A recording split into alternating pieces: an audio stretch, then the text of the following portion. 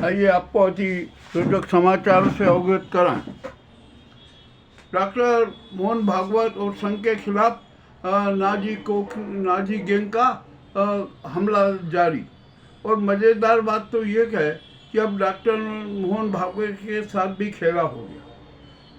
मैं ये बात आज से नहीं कह रहा हूँ, मैं ये बात लगभग 1-1.5 महीने से कह रहा हूँ कि डॉक्टर भागवत के साथ खेला हो रहा है। ये बात ठीक है। अब यहाँ पर हुआ क्या कि 75 साल की उम्र वाले सब पद छोड़ दें, तो ये बात चली, इस पर राजनीति हुई। मोहन भागवत जी भी 11 सितंबर को 75 के हो जाएंगे, तो उनको भी पद छोड़ देना पड़ेगा। और मोदी जी भी 17 सितंबर को हो जाएंगे, उनको भी पद छोड़ना पड़ेगा। परंतु यहाँ पर एक बड़ा विचित्र खेला हो गया। ये मोदी और गुजराती गैंग है ना, बहुत शातिर और षड्यंत्री गैंग है। इसने शातिर षड्यंत्र रचा। इसने कहा कि अच्छा ठीक है, डॉक्टर मोहन भागवत को भी सबक सिखाना है, सिखा देंगे। और उन्होंने अपनी चालें शुरू कर दी। मोहन भागवत ने हर बार ये कहते आए हैं, मैं तो फिर उनसे कह रहा हूँ, आपने कहा था कि देश में विश्वास का संकट है और हमेशा रहेगा। आपने उज्जैन में के रोटी के सभागृह में कहा था, उस सभागृह में मैं भी मौजूद था। और वही की वही बात आज भी सच हो रही। डॉक्टर मोहन भागवत किसे अपना विश्वास नहीं मानते। इन्होंने जितने संगीत चेहरों को सत्ता के साथ भेजा ना, वो सब बिकाऊ हो गए। वो इतना सत्ता के चिंटुओं के चरणदास हो गए। मैं नाम नहीं लूँगा, आप भी जान लीजिए क्या क्या हुआ है, कौन कौन लोग हुए, कैसे क्या हुए। ये तो मोहन भागवत। अब मोहन भागवत हक बोले में बहुत विश्वास करती है। और हक बोले कौन है? ये मोदी के पक्षकार हैं। मोदी के और संघ के बीच में जो कभी कोई विवाद हो जाए तो उसको सुलझाने वाले पुल हैं। ये भागवत जी के साथ नहीं है। ये इनका लक्ष्य सिर्फ मोदी जी गुजराती गैंग को महत्वपूर्ण बनाना है, उसको ज़्यादा महत्व देना है। ये इनका लक्ष्य और ये इसी लक्ष्य के लिए प्राप्त करती। मैं आपको फिर याद दिला दूं कि मैंने एक बार ये कहा था कि मोहन भागवत बहुत संकट में है, और वास्तव में वो आज भी संकट में है। और वो संकट है ना, अपने लोगों के कारण ही है, जिन पे वो अति विश्वास करते। राम माधव ने क्या किया, ये भागवत जी जानते हैं, हम कुछ भी नहीं कहेंगे। अब ये हजबोले जी क्या कर रहे हैं, ये भी हम कुछ नहीं कहेंगे। अब तो भागवत जी को देखना पड़ेगा, वे सोचे कि क्या है। अब तो यहाँ पर यह हो गया कि संघ का जो अस्तित्व पर भी हमला कर दिया इसने गुजराती गैंग ने। संघ के सारे राज भी उजागर किए। किसने किए? भाजपा के जो संगीत है ना, उन्होंने ही मोदी को सूत्र दिए कि संघ पर ऐसे ऐसे हमला करो, ये त्राहिमाम करने लग जाए। आज संघ के पास में खरबों की संपत्ति है, चल अचल संपत्ति है। सबसे पहले इस नाजी गुजराती गैंग ने उस पर हमला किया और करवाया कि आखिरकार संघ के पास में खरबों की चल अचल संपत्ति कहाँ से आई, किसने दी और कैसे एकत्रित हुई इससे। और संघ ने कितना आयकर दिया, क्या दिया, सब कुछ नाटक करवाया। संघ में भूचाल मचा कि आखिरकार अब जवाब दे तो क्या दे। और जो ये गुजराती गैंग ने तो यहाँ तक प्रचार करवा दिया कि मोहन भागवत और जो अन्य चिंटू है ना, वो बहुत सतर्क हो जाएं। अमेरिका से जो उनके जो खास लोग हैं, उनके चहेते लोग हैं, उन्होंने संघ को कितना चंदा दिया, कितना धन दिया, वो भी उजागर कर देंगे। ये भी घटना हुई है। संघ बड़ा विचित्र स्थिति में आ गया। अब तो यह हालत हो जाएगी, यदि हजबोल है संघ प्रमुख बन गए तो संघ का जो अपना अस्तित्व है, जो उसका स्वरूप है, वो बदल जाएगा। अब भाजपाई चेहरे संघ को संचालित करेंगे, वे उसको आदेशित करेंगे कि नहीं ऐसा होगा, हजबोले उसी आदेश का पालन करें। ये मामला अति रोचक है। अरे अब मोहन भागवत जी, अब आपको मैं निरंतर चेताता रहा हूँ कि देखिए आप किसी में विश्वास मत कीजिए, कोई विश्वसनीय नहीं है। ये राम माधव में आप कितना विश्वास करते थे ना, यही राम माधव मोदी के खास हो गए, कश्मीर के प्रभारी बन गए, और 23,000 करोड़ की जो डील लेके सतपाल मलिक के पास में गए थे, उनको धन देने की बात की थी, वो सतपाल मलिक ने तो खुलेआम उजागर किया। उनका जो अंतिम पत्र में भी इस बात का खुलासा है। तो ये जो संघी जो है ना, ये सब जो आपके जो संघी नेता है ना, इन्होंने सब ने मोहन भागवत के साथ गद्दारी की है, धोखाधड़ी की है, और मोहन भागवत समझने नहीं पाए, उनको भी धोखे में रखा गया। और अभी तो ऐसे बहुत सारे चेहरे हैं जो संघ में छिपे हुए हैं, जो इस नाजी मोदी गैंग के बंदवा मजदूर हैं, गुलाम हैं, चरणदास।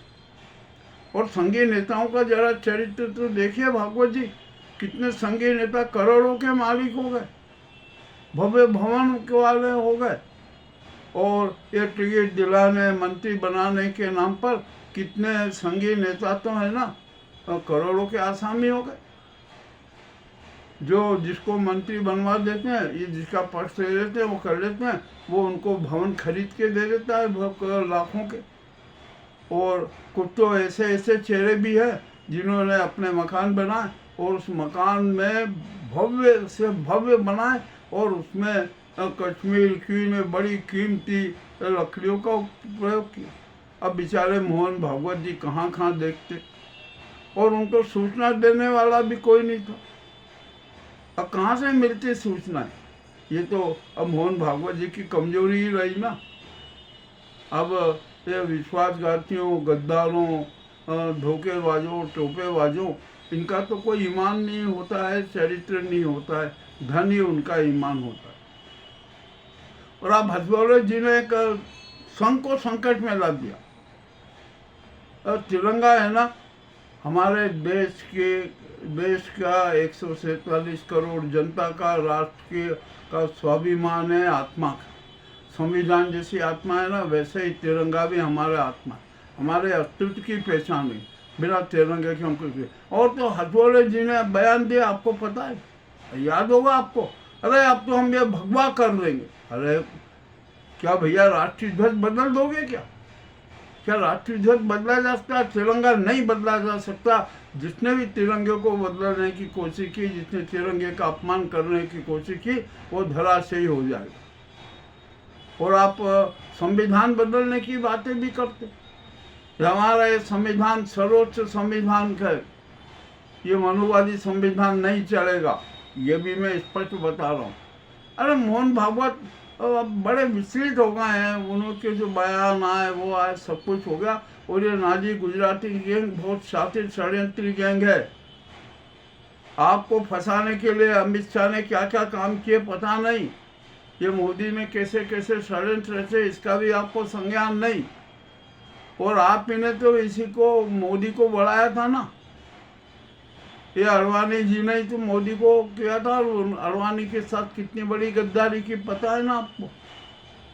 और स्वर्गीय प्रधानमंत्री अटल जी की किस प्रकार से कुटिल अपमान किया था इसी नरेंद्र मोदी और गुजराती गैंग ने, ये भी जरा याद कर लीजिए। और आपसे एक बात और कहूँ, पंडित दीनदयाल उपाध्याय के हत्यारे कौन, इसका जवाब भी पूछिए। हिरन पंड्या की हत्या किसने करवाई, इसका जवाब भी पूछिए। गोधरा कांड में क्या क्या हुआ, इसका भी जरा हिसाब देखिए। और जज लोया की हत्या किस शारीरिक ढंग से करवाई की, उसका भी देख लो। और आज ये मोदी गैंग, जो गुजराती गैंग, उसको देश का प्रधानमंत्री बनाने, वो प्रधानमंत्री बनाने की आवाज़ उठा। क्या है आखिरकार? अरे मोहन भागवत जी बहुत खेला हो गया। अब तो आप, ये मैं सच कह रहा हूँ, राहुल गांधी आज जनता की लड़ाई लड़ रहे हैं, जनता की आवाज़ उठा रहे हैं। आप उनके साथ हो जाइए, आप उनको महत्व दीजिए, क्योंकि एक आदमी देश के संविधान के लिए, विधान के लिए, जनता के लिए, सुव्यवस्था के लिए, सबके लिए लड़ रहा है, आवाज़ उठा रहा है, जनता की आवाज़ उठा रहा है। तो जनता की आवाज़ जो उठाता है उसका साथ आपको देना चाहिए और देंगे ही। और ये गडकरी जी है, ये भी बहुत अच्छे व्यक्ति हैं। अरे गडकरी जी जैसा व्यक्ति भी इन राजी गुजराती गैंग को खुली चुनौती दे रहा। संजय जोशी का कम है।